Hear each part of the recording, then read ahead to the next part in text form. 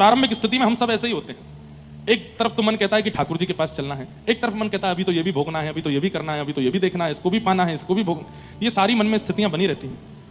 एक ठौर अपना लीजिए, मन पर पत्थर रख करके या तो पूर्ण रूपेण संसार की ओर ही भाग जाओ, या फिर उसको पूर्ण रूपेण त्याग करके ठाकुर जी की ओर आ जाओ।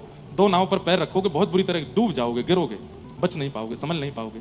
इसका एक उपाय आपको करना पड़ेगा कि कोई एक कथा, सप्ताह कथा नियमित रूप से व्रत करके पूरी 7 दिन सुनो। उसके बाद अपने मन से पूछिए क्या चाहिए। अगर चाहिए ठाकुर जी तो पूर्ण रूपेण उन विषय वासनाओं को तिलांजलि दे दीजिए कि देखो हम भी गृहस्थी हैं, हम भी परिवार में रहते हैं, हम भी आप लोगों की तरह ही हैं, पर बात ऐसी है कि विषय को हावी मत होने दो यहां पर, उसके बिना हम रह नहीं सकते, ये मत करो।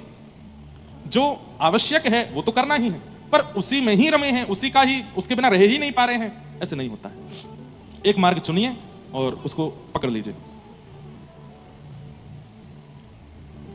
जय जय मुझे कुछ नहीं चाहिए, बस एक बार मेरी ओर देख के मुस्कुरा दीजिए। लो मुस्कुरा दिए, खुश हो जाओ। फिर क्या है, अभी मैंने रामानुज संप्रदाय से दीक्षा नहीं ली है, पर क्या मैं अष्टाक्षर मंत्र जाप कर सकती हूं? दीक्षा मुझे रामानुज संप्रदाय में ही लेनी है, नहीं ली है तो नहीं कर सकते।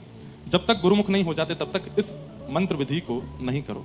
वही बात है कि घर में दुनिया भर की दवाइयां हैं, सारी दवाइयां हैं, पर जब तक डॉक्टर ना बतावे नब्ज देख के बीमारी कैसी है तब तक उसको नहीं लेना है। ले लोगे तो फिर उटपटांग हो जाएगा माहौल।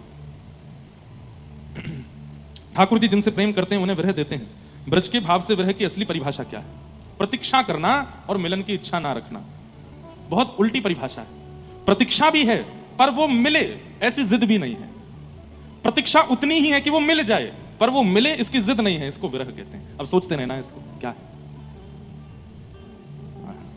बहुत सुंदर। प्रतीक्षा रहे और मिलन की जिद भी ना हो, उसे विरह कहते हैं।